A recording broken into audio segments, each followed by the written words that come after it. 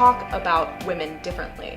If you feel like you're focusing a lot on appearance, making comments about other women, it doesn't matter if there's a woman listening. Obviously that makes a huge difference in the way she perceives herself. But as dads, as brothers, as teachers, as friends, we can talk about women differently, even celebrities.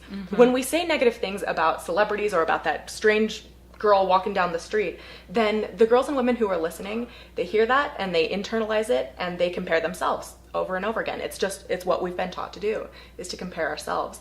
And our own self-esteems take a hit whenever we hear boys and men, even casually, innocently making comments, for positive or negative, about other women's bodies.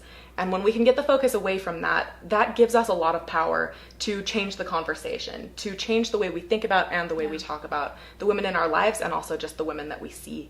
That's excellent. Those are excellent points. And as we change that conversation, we change the culture, a conversation at a time in one respect, and we multiply that out. But I think too that you talk about this conversation happening when we're young. I mean, these stereotypes and these images and this way of treating one another and the sexes.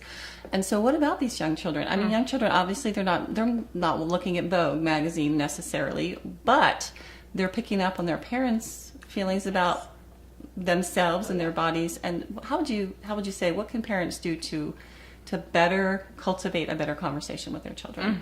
Well, we just published a blog post 2 days ago on this subject, and some of our most popular posts are those talking about mothers and daughters.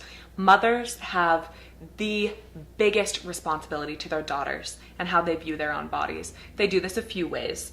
One of the ways that moms can have a huge impact on their girls in a positive way is to stop the fat talk.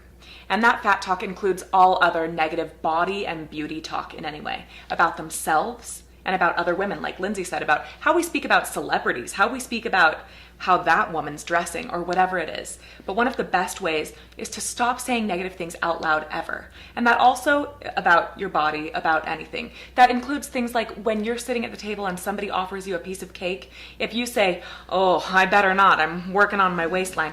People hear those things. Men hear those things. Little girls hear those things. Studies show us that girls as young as 3 now are speaking about needing to go on diets. Wow. And they are afraid of becoming fat.